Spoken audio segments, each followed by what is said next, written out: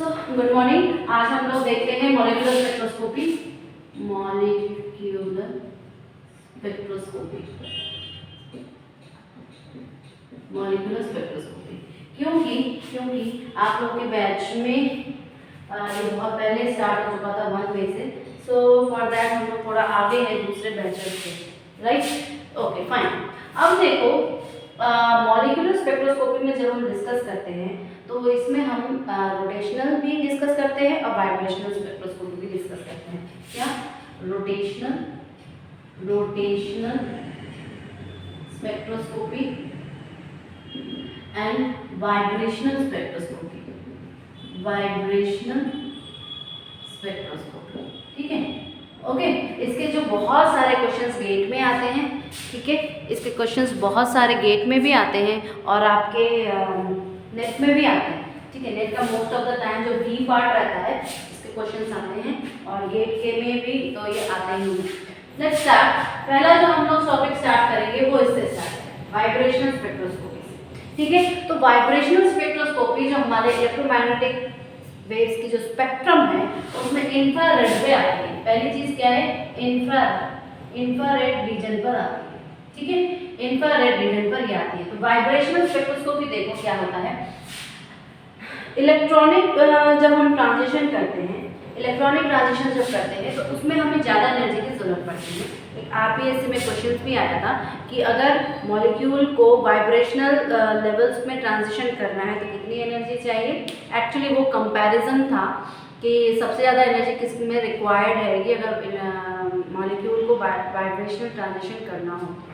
तो हम जानते हैं कि सबसे ज़्यादा एनर्जी आपको ज़रूरत पड़ेगा इलेक्ट्रॉनिक, उससे कम वाइब्रेशन और उससे कम रोटेशनल। और कभी कभी आपको हम लोग बताएंगे इस क्लास के आगे में वाइब्रेशनल रोटेशन की मिक्स स्पेक्ट्रोस्कोपी हम लोग करते हैं, राइट? सो अगर मैं ये बताऊं कि okay welcome Richa, okay fine, good morning everybody, good morning everybody, okay fine. So अब ये हम क्या कह रहे हैं कि ये जो है इलेक्ट्रॉनिक सेम स्टेट रहेगा। अगर मैं वाइब्रेशनल स्पेक्ट्रोस्कोपी की बात करूं तो अगर डायरेक्टली कोई आपसे पूछे तो हम कहेंगे कि change in energy,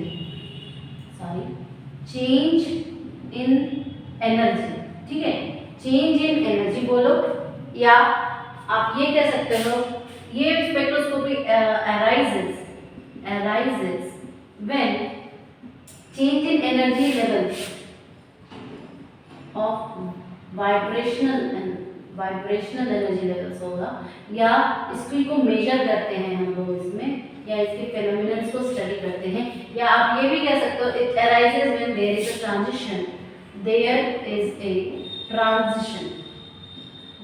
transition, between what? Between two vibrational levels, vibrational energy levels, okay? Vibrational energy levels। लेकिन मेन पॉइंट क्या है? मेन पॉइंट है कि यहाँ पर सेम इलेक्ट्रॉनिक लेवल रहेगा, same electronic state, energy state, okay? तो ये था आपका वाइब्रेशनल एनर्जी। अगर हम डायग्रामेटिक देखेंगे तो सोचो कि ये एक स्टेट है, सोचो ये एक वाइब्रेशनल स्टेट V1 है और ये दूसरा वाइब्रेशनल स्टेट हमारा V2 है, ठीक है? ओके, अब हम एक ही एनर्जी लेवल पे बोल रहे हैं, इसका मतलब इसकी एनर्जी एक है, सेम एनर्जी, सेम इलेक्ट्रॉनिक, या हम ये बोल सकते हैं वाइब्रेशनल लेवल्स लिख दो, ये ज़्यादा सही रहेगा, ठीक है? कितना एनर्जी लॉस का बच्चे कंफ्यूज हो जाओगे आप बाद में, तो इससे अच्छा यही लिख दो कि वाइब्रेशनल लेवल्स लिख दो, ठीक है? क्योंकि बेटा हर चीज़ की हम एनर्जी में ही ट्रांजिशन को करते हैं, so it is not wrong, but आप लोग को डिस्टिंग्विश बाद में प्रॉब्लम ना हो जाए इस डायग्राम के हिसाब से। अगर सोचो इस पर्टिकुलर इलेक्ट्रॉनिक एनर्जी है, सेम इलेक्ट्रॉनिक लेवल, ठीक है? इसमें दो वाइब्रेशनल स्टेट है, एक V1 है और एक V2 है, ठीक है? अब सोचो कि यहाँ पर एक ट्रांजिशन हो रहा है, बोल रहा है कि हम इस स्टेट से इस स्टेट में जाएंगे, या को ऊपर लिखो और इसको नीचे, ठीक है, कोई दिक्कत नहीं। तो बोल रहा है कि ट्रांजिशन जो है यहाँ से यहाँ तक हो रहा है, मतलब मैं यहाँ इस स्टेट से अपर स्टेट में जा रही हूँ, तो मेरे पास कितनी एनर्जी लगेगी, मेरे पास क्या होगा, तो याद रखना approximate 0.1 electron volt, approximate 0.2 electron volt, या हम कह सकते हैं जो टाउ होगा वो हो जाएगा 10 to the power minus second, 10 to the power minus second, या ट्रांजिशन टाइम जिसे हम कहते हैं, इसके लिए अप्रॉक्सीमेटली ये आती है। या अगर कोई पूछे कि ये कौन से सेंटीमीटर पे लाई करेगी, मतलब एनर्जी जो हम लोग 1/λ लेते हैं, वो जो लाई करती है वो 300 से 400 तक सेंटीमीटर तक करती है, ठीक है। इसको लिख दो 400, 300 400 या अप्रॉक्सीमेटली 800 टू 400 सेंटीमीटर, ठीक है। Okay okay, is this okay to you all? तो ये था ओवरऑल हमारा एक वाइब्रेशन स्पेक्ट्रोस्कोपी का इंट्रोडक्शन। लेकिन इसमें पता है, पहले से मैं ओवरव्यू दे रही हूँ, फिर हम लोग प्रूव करेंगे इसको। देखो, सबसे पहले असम्पशन क्या था कि यहाँ पर जो वाइब्रेशंस हो रहे हैं, जो मॉलिक्यूल्स हो रहे हैं, उनको हार्मोनिक ऑक्सीलेटर्स की तरह माना है, हार्मोनिक ऑक्सीलेटर्स की तरह माना है। बट जब हम एनर्जी लेवल्स को डिस्कस करते हैं और एक्सपेरिमेंटली इसको अप्रूव देते हैं तो हमें ये नहीं मिलता, फिर हम इसको क्या करते हैं, एन हार्मोनिक कर देते हैं, एन हार्मोनिक ऑक्सीलेटर्स करते हैं, फिर हम एक डिसोसिएशन एनर्जी का फंक्शन सोचते हैं और फिर उसके ऊपर अप्लाई करते हैं। Okay, so let's start with when I am thinking that molecules are the harmonic oscillators. Okay, चलो, तो अगर मैं ये बोलूँ कि our molecule as an harmonic oscillator, तो पहला हम स्टेप लिखेंगे the molecule as a harmonic oscillator, ठीक है। तो हम जानते हैं कि जब हम क्वांटम मैकेनिक्स में हार्मोनिक ऑक्सीलेटर पढ़ते हैं तो एनर्जी क्या आती है, एनर्जी आती है n+1/2 h ओमेगा, यही आती है आपकी एनर्जी। तो अगर मैं सोच लूँ कि v यहाँ पर कोई इंटीजर है, integer for your vibrational energy levels के लिए, फॉर वाइब्रेशनल एनर्जी लेवल्स के लिए, तो हमें क्या मिलेगा, हमें मिलेगा E = v+1/2 h omega, v+1/2 h omega, जहाँ पर ये क्या है, एंगुलर फ्रीक्वेंसी है, h है तुम्हारा कांस्टेंट। अब v यहाँ पर कोई भी वैल्यू ले सकता है, जहाँ पर v = 0 1 2 3 कुछ भी ले सकते हैं, ठीक है। मतलब हमारे कहने का मतलब क्या है कि अगर मॉलिक्यूल्स को ऐसे रखें, एक यहाँ पर उनकी एक्सिस ड्रॉ करें और दोनों जो है स्प्रिंग, जो कि हार्मोनिक ऑक्सीलेटर की स्प्रिंग से कनेक्टेड है, तो यहाँ पे वाइब्रेशन हो रहा है और यहाँ पे वाइब्रेशन हो रहा है, जो इसके एक्सिस है, ठीक है, जो इसके एक्सिस है वहाँ पे वाइब्रेशन हो रहा है, इसलिए हम इसको ऐसे लिखते हैं। तो हम इसको क्या कह सकते हैं, हम इसको कह सकते हैं कि E जो है V का फंक्शन है, E जो है V का फंक्शन है, जो कि v+1/2 h omega. Is this clear? अच्छा, क्या हम इसे ऐसे भी लिख सकते हैं, क्या हम इसे ऐसे भी लिख सकते हैं कि अगर मुझे न्यू बार के कंसेप्ट में लाना पड़े तो E क्या होगा, CH न्यू, ठीक है, E को हम लिख सकते हैं H न्यू, तो इसको हम क्या लिख सकते हैं, न्यू क्या है, फ्रीक्वेंसी है, ये क्या है, फ्रीक्वेंसी है। तो जब हम इसको ऐसे लिख सकते हैं तो क्या हम इसको ऐसे नहीं लिख सकते, HC न्यू बार, ऐसे भी लिख सकते हैं, ठीक है। और जब हम ये लिख सकते हैं तो ये इक्वल टू क्या हो जाएगा, v+1/2 h ओमेगा हो जाएगा, तो इसको हम क्या लिख सकते हैं, v+1/2 h ओमेगा। अब देखो, एक तरफ Hc है और एक तरफ क्या है आपका, एक तरफ Hc है और एक तरफ आपका क्या है, H है। तो H H/2π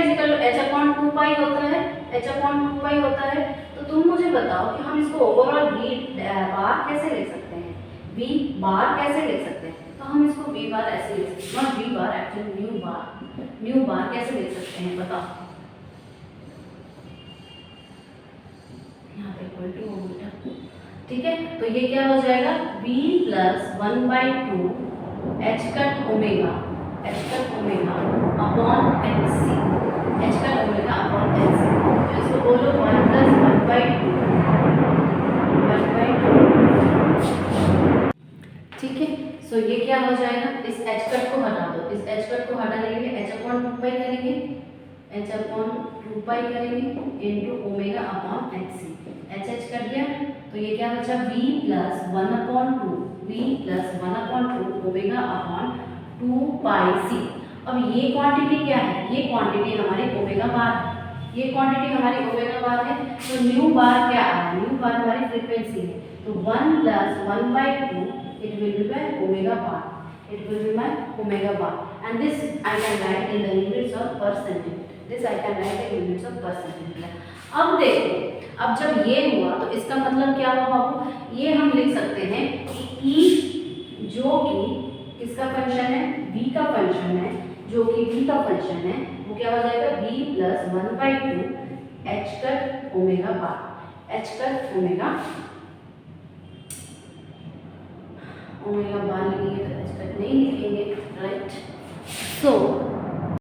सो हमने फाइनली क्या ड्रॉ किया, सो फाइनली हमने जी बार एक टर्म वैल्यू निकाली, इसको हमने क्या कहा, टर्म वैल्यू बोला। जब हमने इसको एक टर्म वैल्यू बोला तो मैंने कहा कि जो ई एनर्जी को कैसे हम एक टर्म वैल्यू में लेंगे और इससे हम क्या क्या रिजल्ट ड्रॉ कर सकते हैं, एक्चुअली इससे हम सिलेक्शन रूल निकाल सकते हैं, ठीक है। तो इस जो हमारा वाइब्रेशनल स्पेक्ट्रा या स्पेक्ट्रम जो निकलेगा मेरा, उसका हम क्या निकाल सकते हैं, सिलेक्शन रूल निकाल सकते हैं, सिलेक्शन रूल निकाल सकते हैं। और ये सिलेक्शन रूल कैसे निकलेगा, कहेगा V इज प्लस माइनस 1। जब ये प्लस 1 रहेगा तो ये कहेगा कि जो हमारे पास मिलेगी स्पेक्ट्रा वो एब्जॉर्प्शन स्पेक्ट्रा मिलेगी, एब्जॉर्प्शन स्पेक्ट्रम मिलेगी। और जब माइनस 1 रहेगा तो ये हमारे पास एमिशन मिलेगा, एमिशन, ओके, एमिशन स्पेक्ट्रम मिलेगा। तो ये जो हमारे पास मिला, तो हमारे पास क्या आएगी, स्पेक्ट्रल लाइंस आएगी। अब ये स्पेक्ट्रल लाइंस, अब सोचो हम अगर स्पेक्ट्रल लाइन से इसको बताने की कोशिश करें कि कैसे हमारे पास वैल्यूज आ रही है, तो right spectral lines basic calculations, ठीक है। स्पेक्ट्रल लाइन से बेसिक कैलकुलेशंस कैसे हम लोग कर सकते हैं। सोचो कि मेरे पास एक वाइब्रेशन स्टेट ये है और दूसरी वाइब्रेशन स्टेट ये है, ठीक है। एक को मैंने बोला V डैश पर है, दूसरा मैंने बोला V डबल डैश पर है। अब यहाँ पर क्या आया, यहाँ पर न्यू डैश का एक फ्रीक्वेंसी रेंज आई, मतलब एनर्जी रेंज आई, ठीक है। अगर मैं बोलूँ कि ये G ऑफ V है और ये बोलूँ G ऑफ इनफाइनाइट है, V की वैल्यू इनफाइनाइट है, तो डेल्टा V का सिलेक्शन रूल क्या था, डेल्टा V का सिलेक्शन रूल था प्लस माइनस 1। तो यहाँ पर हम this employees that V dash से अगर V डबल डैश जाएगा तो मेरे पास क्या होना चाहिए, अगर मैं ये बोलूँ कि जो मॉलिक्यूल है जब इस पर गया तो ये अगर मैं बोलूँ प्लस 1 है, इसका मतलब एब्जॉर्प्शन हुआ है। तो अगर मैं बोलूँ कि इसके पढ़ने से जो ट्रांजिशन हुआ वो ऐसा हुआ, एब्जॉर्प्शन हुआ। अगर मैंने बोला कि ये प्लस 1 वैल्यू है तो कैसे हो जाएगा, न्यू बार जो होगा हमारा वो क्या होगा, G V dash minus G of V double dash, G of V double dash. इसका मतलब क्या हो जाएगा कि वो क्या था, V प्लस 1 बाई 2, तो हम कहेंगे V dash plus 1 by 2 minus V double dash plus 1 by 2 H cut omega bar, H cut omega बार। यही तो था हमारे पास, यही तो था हमारे पास। तो हम क्या कर सकते हैं, यहाँ पर V डैश इजिकल टू ये क्या हो जाएगा, V dash minus V double dash हो जाएगा, ये देखो अलग है, ठीक है, इसको मिक्स मत करना। तो V dash minus V double dash और क्या आएगा बताओ, और क्या आएगा, ये दोनों चीज कट जाएंगी, ये दोनों चीज कट जाएंगी और हमारे पास एच कट ओमेगा बार आएगा। अब ये किस में होगा, ये होगा आपके सेंटीमीटर्स में, पर सेंटीमीटर में। तो इस, या हम ये भी कह सकते हैं कि इसकी लाइन निकलेगी, जो लाइन जो स्पेक्ट्रम हमें दिखाई देगा वो इस चीज का दिखाई देगा, या हम न्यू बार कह सकते हैं, जो लाइन स्पेक्ट्रा दिखाई देगी, लाइन स्पेक्ट्रा दिखाई देगी या स्पेक्ट्रम जो लाइन दिखाई देगी हमें स्पेक्ट्रम में क्या होगा, V dash minus V double dash omega बार, और एक पर्टिकुलर ओमेगा बार जो पर सेंटीमीटर है उसकी लाइन हमें दिखाई देगी। अगर मैं ये कहूँ कि हमारे पास ऐसा है, तो इसका मतलब क्या है? इसका मतलब ये कह रहा है this from this we infer that कि हमारे पास जब ऐसा स्पेक्ट्रम आएगा तो हमारे पास बस एक सिंगल लाइन होनी चाहिए जो कि ओमेगा बार की है, पर एक्चुअली क्या हमें दिखाई देता है? हमें दिखाई देता है कि हमारे पास ऐसे ऐसे ऐसे ऐसे लाइंस मिली है। ठीक है, हमें क्या दिखाई देता है कि हमें ऐसे लाइंस मिली है। तो इसका मतलब क्या है कि ये एक्चुअली एक्सपेरिमेंटली वी गॉट। तो क्या आपको लगता है कि मैंने जो हार्मोनिक ऑसिलेटर पहले सोचा था वो क्या सही है? No, never. क्योंकि हमारे पास एक फ्रीक्वेंसी तो आ ही नहीं रही है, हमारे पास इसका मतलब बहुत सारी फ्रीक्वेंसीज होंगी, तब जाके मुझे ये सारे स्पेक्ट्रल लाइंस मिले हैं। इसका मतलब हमें एन हार्मोनिसिटीज पे जाना पड़ेगा, जहाँ पर हमें आपकी फ्रीक्वेंसी का सोचेंगे फंक्शन और उसके बाद सेम प्रोसेस सेम अप्लाई करेंगे, पर हमने जो यहाँ पर फ्रीक्वेंसी का फंक्शन सोचा था वो फंक्शन नहीं सोच के हम लोग कुछ और फंक्शन सोचेंगे एन हार्मोनिसिटी का। ठीक है, तो आप लोग इसको नोट करो और फिर हम लोग आगे बढ़ते हैं। तो इसका मतलब क्या हुआ कि थियोरेटिकल जो हमारा एजम्पशन था हार्मोनिक ऑसिलेटर्स का, वो हमें ना मिलके हमें एक बैंड ऑफ स्पेक्ट्रम मिला है। So my second step will be what? My second step will be an harmonic oscillator, molecule as an harmonic oscillator। ठीक है, मॉलिक्यूल को मैंने एक एन हार्मोनिक ऑसिलेटर सोच लिया। अब जब मैं एन हार्मोनिक ऑसिलेटर सोचूंगी तो इसमें बोलूंगी कि मेरी जो एम्पलीट्यूड है वो बहुत लार्ज है। तो here I will say that the amplitude of the oscillator is very large। Fine.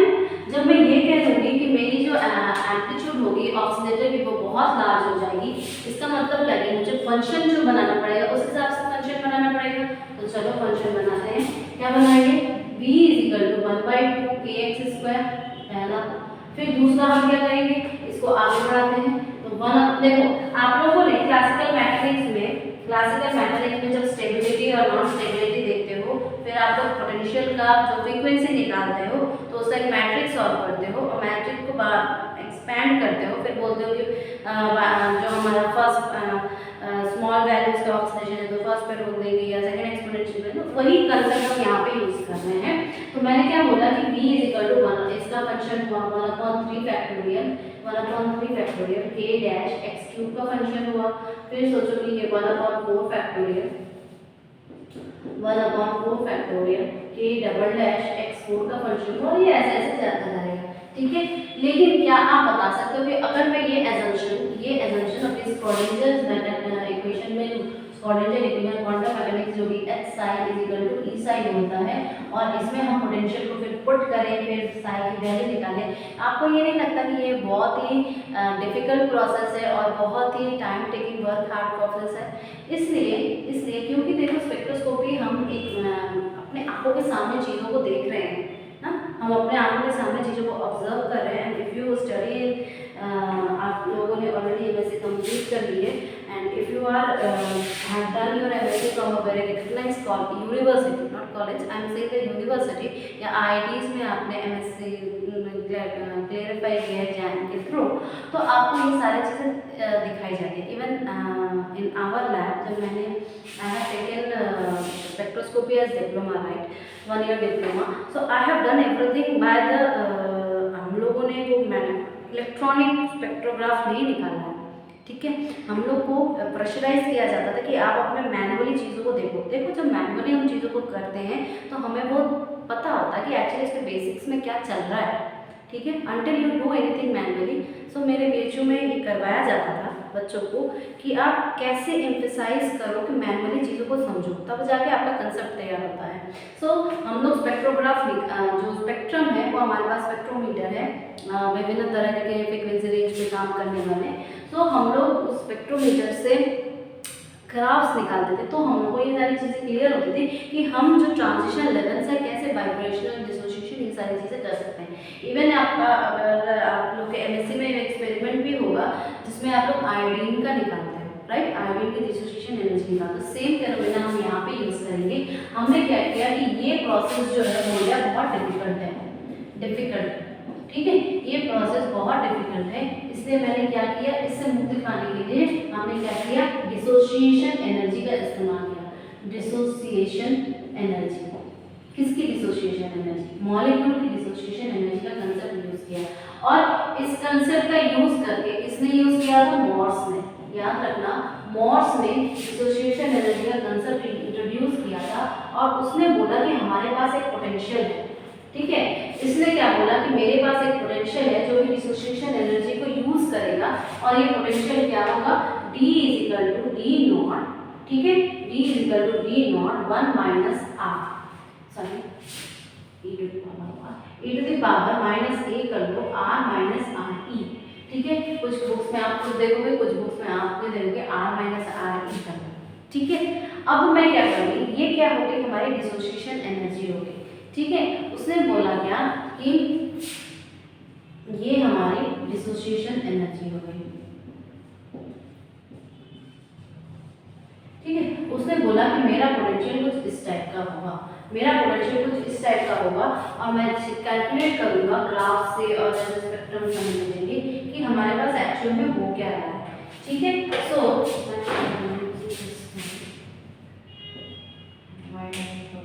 Fine, अगर मैं ये देखूं, ड्रॉ करते हैं, ठीक है, अगर ये ऐसा है, ठीक, तो मैं हमें एक पोटेंशियल कैसा मिलेगा, जैसा भी हो हमें एक कुछ इस टाइप का पोटेंशियल मिलेगा, इस टाइप का पोटेंशियल मिलेगा। तो एक्चुअल में क्या है, यहाँ पर बहुत सारे एनर्जी लेवल्स होंगे कि नहीं, आपको बहुत सारे एनर्जी लेवल्स मिलेंगे, ठीक है,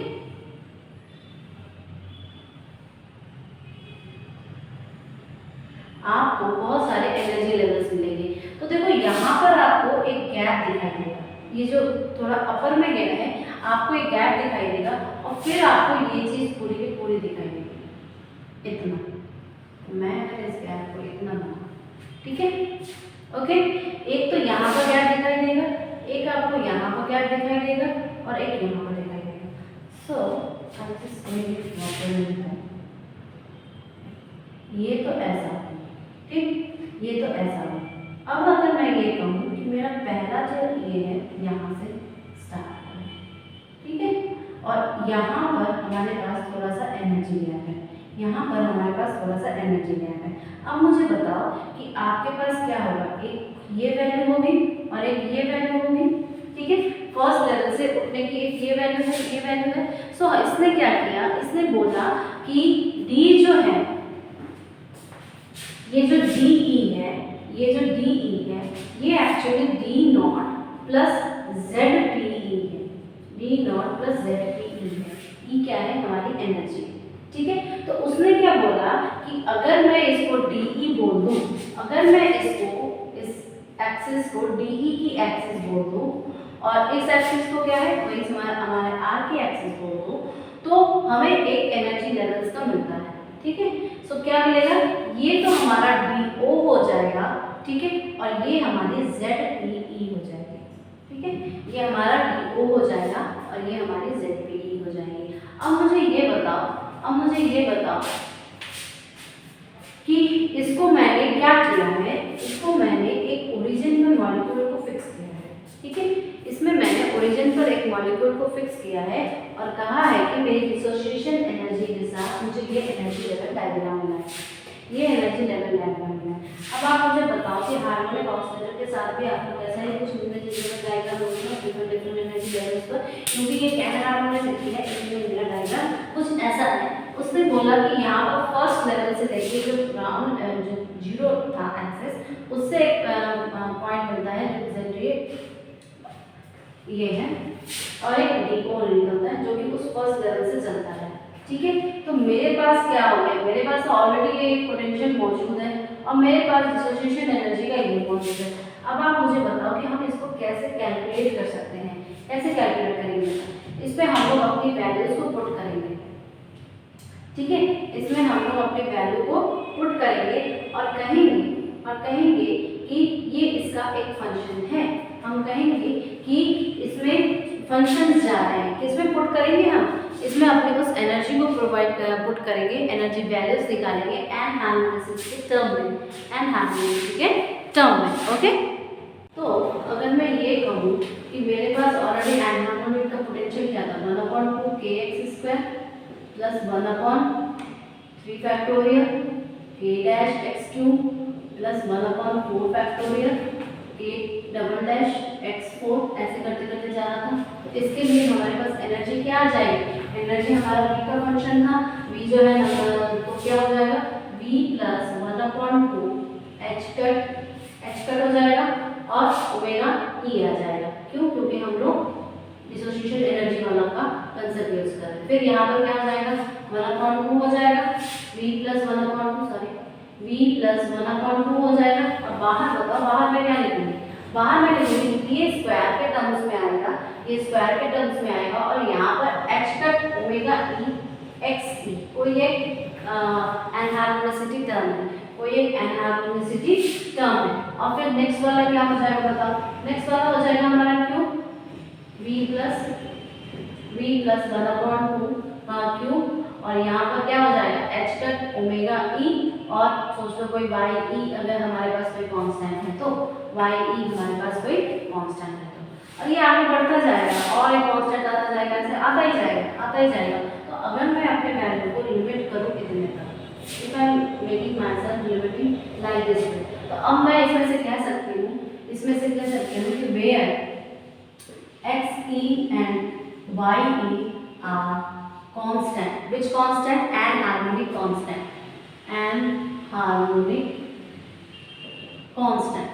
ठीक है, एनहार्मोनिक कांस्टेंट है। जब ये एनहार्मोनिक कांस्टेंट है तो मैं अगर इसको इससे यहाँ तक लिमिट करूँ तो मेरे पास e जो कि v का फंक्शन है वो क्या हो जाएगा, v plus 1/2 h cut omega e plus v plus 1/2 square h cut omega e x of e। ठीक है, इतने तक इसको मैंने क्या किया, रोक दिया। क्या मैं ये भी कह सकती हूँ इसको ओमेगा बार में अगर ले जाना चाहें, v plus 1/2 omega E bar plus v plus 1/2 whole square omega E bar और x ऑफ e। ठीक है, इतना समझ में आ गया। लेकिन ये क्या हो जाएगा, ये मेरा g ऑफ v हो जाएगा, क्यों, क्योंकि सारी चीजें हमने g ऑफ v में हार्मोनिक के समय कैलकुलेट किया था। तो इससे आगे हम क्या देखेंगे भाई, तो अगर मैं अब बोलूँ कि मैं फिर से वही एनर्जी लेवल का कंसेप्ट ला रही हूँ, क्योंकि मैं आप लोगों को डिफरेंस दिखाना चाहती हूँ। एक्चुअली मैं आपको डिफरेंस दिखाना चाह रही हूँ। सोचो कि मेरे पास एक एनर्जी लेवल ये था, एक एनर्जी लेवल ये था, ठीक है। एक को मैंने क्या बोला v डैश, एक को मैंने बोला v डबल डैश। ये g ऑफ v देगा और ये g of v double dash देगा, ठीक है। अब जब इन दोनों का माइनस करें, अब सोचो यहाँ पर ये आ रही है h न्यू की या न्यू डैश में आ रही है, तो ये यहाँ से जाएगा, एब्जॉर्प्शन होगा तो हमें निकालना क्या है, हमें निकालना है new dash equal to v double dash minus v। तो हमें निकालना है आपका क्या, new dash is equal to g of v dash minus g of v double dash इधर से, ठीक है। तो इसका मतलब क्या है कि इसमें पुट करेंगे, इसमें जब पुट करेंगे बेटा तो क्या हो जाएगा, v dash plus 1/2 omega dash e, ठीक है, और डबल डैश माइनस करेंगे तो ये क्या हो जाएगा, v double dash plus 1/2 omega e dash x of e हो जाएगा। ये किसका होगा, ये होगा पहले का माइनस होगा दूसरे का क्या हो जाएगा, v double dash plus 1/2 omega e यहाँ plus v double dash plus 1/2 omega e bar x of e, omega e bar, okay fine. ये हो जाएगा, ये हो जाएगा, इन दोनों टर्म का माइनस हो जाएगा और हाँ यहाँ पर स्क्वायर है, ओके। अब मैं इस स्क्वायर टर्म को बोलूंगी, ऑब्वियस सी बात है। तो मेरे पास क्या आ जाएगा आंसर, मेरे पास आ जाएगा v dash minus v double dash, ये तो हमारा पहले का आ गया और साथ में ये ओमेगा ई आ गया, ओमेगा ई बार। अब मेरा ये 1/2 वाला चल रहा है, 1/2 वाला चल रहा है, ओमेगा ई 1/2 ओमेगा ई बार माइनस में कट गया, ठीक है। तो बचा मेरे पास क्या, मेरे पास एक बार तो पहले हम ये ओमेगा ई बार और एक्स ई को कॉमन ले लेते हैं, ओमेगा ई बार और एक्स ई को कॉमन ले लेते हैं। तो यहाँ पर क्या बचा, इन सबका स्क्वायर वाला टर्म बचा, तो ये क्या हो जाएगा भाई, v डैश स्क्वायर प्लस क्या हो जाएगा 1/4 प्लस 2v डैश अपॉन 1/2, 1/2 नीचे नीचे कट गया, ठीक है। और ये माइनस आ जाएगा, फिर इसका v डबल डैश का होल स्क्वायर माइनस यहाँ पे 2v डबल डैश अपॉन 2, तो ये कट जाएगा, डबल डैश बचेगा, माइनस क्या हो जाएगा 1/4, ये और ये कट जाएगा, ठीक है। तो बचा क्या, ये बचा और ये बचा, स्क्वायर वाले टर्म्स बचे, ठीक है। तो हम यहाँ पे इसको फिर से लिख देते हैं कि जो v डैश हमें लाइन मिलेगी, इसको ऊपर लिखते हैं, ओके। जो v डैश हमें लाइन मिलेगी, आप सभी प्लीज लिखो खुद से एक बार, इसको कुछ नहीं है, कैलकुलेशन ही तो है, ठीक है। So what I will do,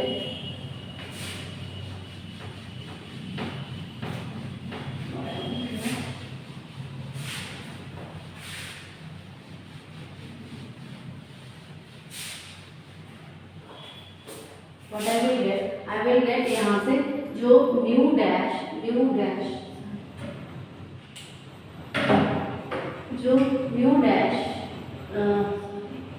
bar actually जो मिल रहा है वो v dash minus v double dash, एक तो मिलेगा ओमेगा ई बार के साथ, ठीक है, माइनस हम यहाँ पे ओमेगा ई बार और एक्स को कॉमन लिए हैं, तो हमारे पास क्या बचेगा, हमारे पास बचेगा v डैश और v dash plus 1 minus v double dash plus 1, बचेगा कि नहीं, ये बचेगा।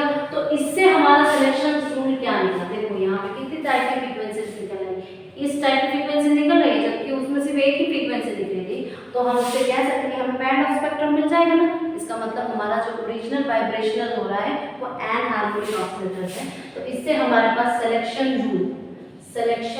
रूल्स क्या निकलेंगे भाई, इससे हमारे सिलेक्शन रूल्स क्या निकलेंगे, किसके सिलेक्शन रूल्स निकलेंगे, डी और बी के निकलेंगे, जो कि कहेगा +-1 +-2 +-3, ऐसे करते करते हमारे पास सिलेक्शन रूल्स निकल रहे हैं, ठीक है।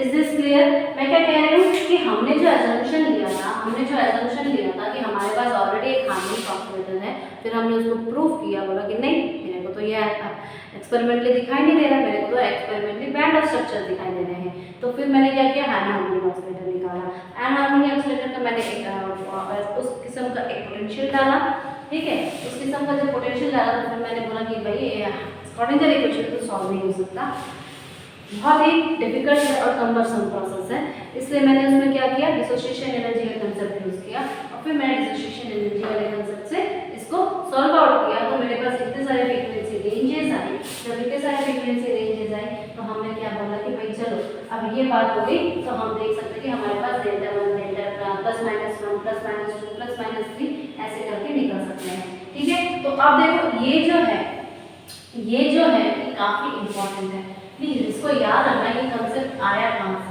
ठीक है। जब ऐसा आया तो देखो हम कैसे निकाल सकते हैं। अगर सोचो मेरे पास दो एनर्जी लेवल्स है, एक v डैश हो गया, एक v डबल डैश हो गया, ठीक है। तो यहाँ पर अगर मैं बोलूँ मेरे पास सिलेक्शन रूल जो है डेल्टा v +-1 है, और यहाँ पर अगर जो फ्रीक्वेंसी आ रही है एब्जॉर्ब हो गई, तो v डैश जो न्यू डैश होगा वो क्या हो जाएगा, एक तो न्यू बार हो जाएगा -2 हो जाएगा ओमेगा बार एक्स ऑफ ई हो जाएगा, क्योंकि +-1 बोल रहे हैं हम यहाँ पर, ठीक है। अब अगर मैं ये बोलूँ, और याद रखना अगर ऐसा है तो इसका मतलब ये क्या हो जाएगा, फंडामेंटल फ्रीक्वेंसी हो जाएगी,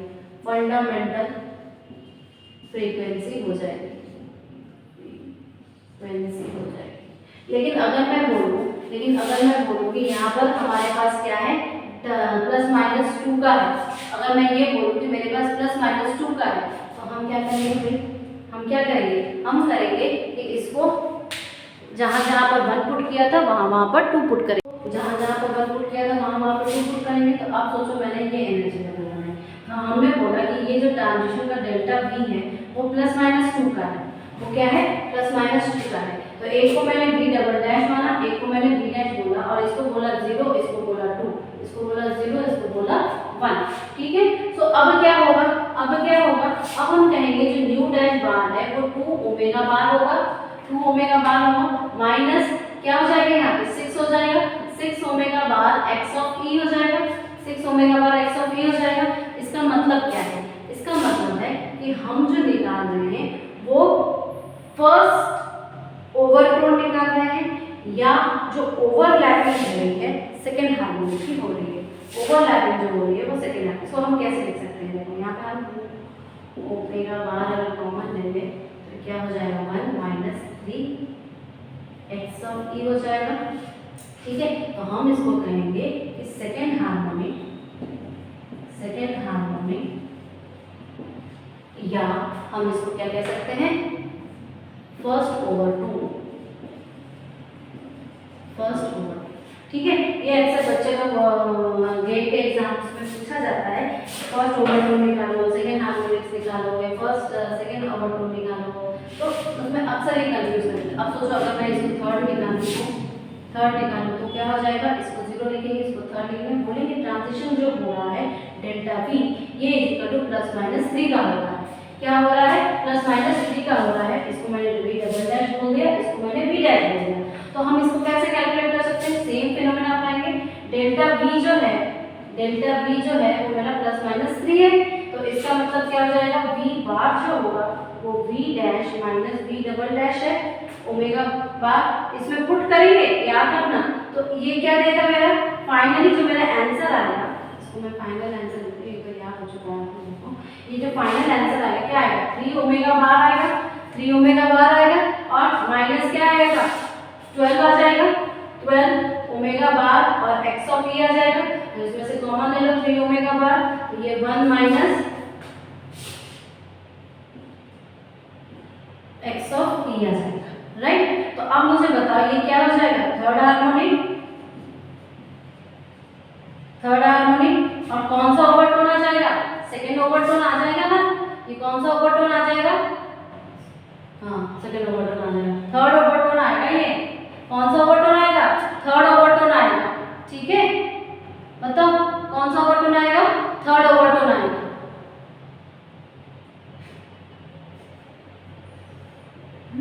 कुछ भी हमने क्या बोला? हमने बोला बेटा कि ये क्या है? ये हमारी क्या है? सेकेंड हार्मोनिक्स और पहला ओवरटोन। ठीक है, सेकेंड हार्मोनिक्स पहला ओवरटोन। जब ये डेल्टा 3 जब डेल्टा 3 लेंगे तो इसका मतलब क्या? हम थर्ड हार्मोनिक्स में जा रहे हैं और सेकेंड ओवरटोन पे जा रहे हैं। थर्ड हार्मोनिक्स, या हम इसको कह सकते हैं सेकेंड ओवरटोन। ओके, ये आपको फर्स्ट टाइम थोड़ा हैपाजार्ड लग रहा है। जब आप अपने आप से देख के करोगे तो ये आपको ज़्यादा प्रॉब्लमेटिक नहीं होगा, पर आई होप कि इतने देर में आपको समझ में जरूर आ गया होगा कि हम लोग करने की कोशिश क्या कर रहे हैं। हम प्लीज़ ऑनलाइन जो हमारे साथ कनेक्टेड है, प्लीज़ आप लोग कमेंट बॉक्स में कमेंट डालिए कि आपको ये समझ में आ रहा है कि नहीं, आपको ये चीज़ समझ में आ रही है कि नहीं। ठीक है, तो मैं एक बार फिर से G ऑफ V जो हमारा टर्म है वो क्या है? वो हमारा V +1/2 ओमेगा ई बार है, माइनस V +1/2 का whole square omega E bar और एक्स ऑफ ई है। ये हमें टर्म मिला है और इसी से हम लोग सारी चीज़ों को कैलकुलेट कर रहे हैं। अब जब हम एक डायग्राम बनाएंगे तो आपको इसको और ज़्यादा क्लियर हो जाएगा। ओके, ये आपको फर्स्ट ओवरटोन और सेकेंड ओवरटोन जो है, ये जो फर्स्ट ओवरटोन है, सेकेंड ओवरटोन या सेकेंड हार्मोनिक या थर्ड हार्मोनिक एकदम क्लियर हो जाएगा जब हम लोग डिफरेंट वाइब्रेशनल स्टेट्स बना के आपको डायग्राम दिखा रहे हैं। ओके, तो हम लोग इसका बैंड डायग्राम बनाते हैं। ठीक है, ये अगर हमारे एनर्जी लेवल्स हैं, ये हमारे एनर्जी लेवल्स, सॉरी कॉम्प्रोमाइज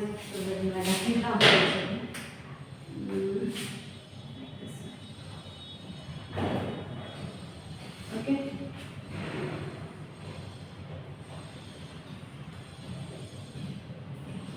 हमारे एनर्जी डायग्राम से अब देखो मैं क्या कह रही हूँ, ओवरटोन्स में हो रहा है, तो अगर ये ऐसे हुआ,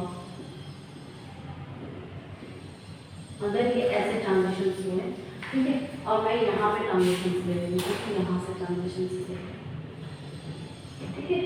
अब क्या है यहाँ पर v is equal to 0, v is equal to 1, v is equal to 2, v is equal to 3, v is equal to 4, ठीक, ये हो गया। अब हमारे पास सिलेक्शन रूल्स क्या है? सिलेक्शन रूल कहता है कि हमारे पास डेल्टा तुम्हारा सिलेक्शन रूल कहता है कि +-1 +-2 +-3 ऐसे ऐसे, ठीक है। अभी हम लोग ने कैलकुलेट किया, फर्स्ट ओवरटोन जब आता है, फर्स्ट ओवरटोन या सेकेंड हार्मोनिक, तो क्या था 2 ओमेगा ई 1 माइनस क्या था 3, ठीक है, एक्स। जब हम सेकेंड ओवरटोन पढ़ रहे थे, सेकेंड ओवरटोन या थर्ड हार्मोनिक, तो यहाँ पे 3 ओमेगा ई 1 माइनस 4 एक्सी आ रहा था, 1 माइनस 4 एक्सी आ रहा था। अब आप मुझे बताओ कि ये कैसे होगा? जब हम इस साइड को पढ़ेंगे तो एक फर्स्ट ओवरटोन और सेकेंड ओवरटोन, तो इसके हिसाब से ये V0 है और ये क्या है V इजिकल टू 3, तो ये क्या आ जाएगा, ये हमारा सेकेंड ओवरटोन आ जाएगा, और ये क्या आ जाएगा ये हमारा फर्स्ट ओवरटोन आ जाएगा ना, फर्स्ट ओवरटोन, ये हमारा क्या आ जाएगा, फर्स्ट ओवरटोन आ जाएगा। अच्छा, अब जब ये फर्स्ट ओवरटोन आ गया तो ये क्या है, लोअर टेम्परेचर के साइड से, ये चीज क्या है, हमारे लोअर टेम्परेचर लेते हैं, लोअर टेम्परेचर, ठीक है। और ये जो होता है, जो हम यहाँ से V इजिकल टू 1 से जो बैंड्स को ले रहे हैं, तो हम इसको कहेंगे कि ये हॉट बैंड्स हैं, hot bands, okay, these are the hot bands, these are the hot bands. तो यहाँ पर अब हम पुट कर दो ना सीधे कि तुम्हारा V की वैल्यू क्या है, और क्योंकि हमारे पास V + 1/2 है, इसका मतलब क्या हो जाएगा, हम अगर 1 + 1/2, ये क्या हो जाएगा, इससे इस बैंड के लिए क्या हो जाएगा 2 + 1/2, इसके लिए 3 + 1/2 और उसके लिए 4 + 1/2। तो ये कैलकुलेट कर सकते हो हर बैंड की एनर्जी क्या है और हर बैंड की एनर्जी क्या नहीं है। तो जो हायर टेम्परेचर पे क्या होता है, मॉलिक्यूल्स माइग्रेट करते हैं, मॉलिक्यूल्स क्या कहते हैं, माइग्रेट करते हैं। तो यहाँ पे लिख सकते हैं एट हायर टेम्परेचर्स,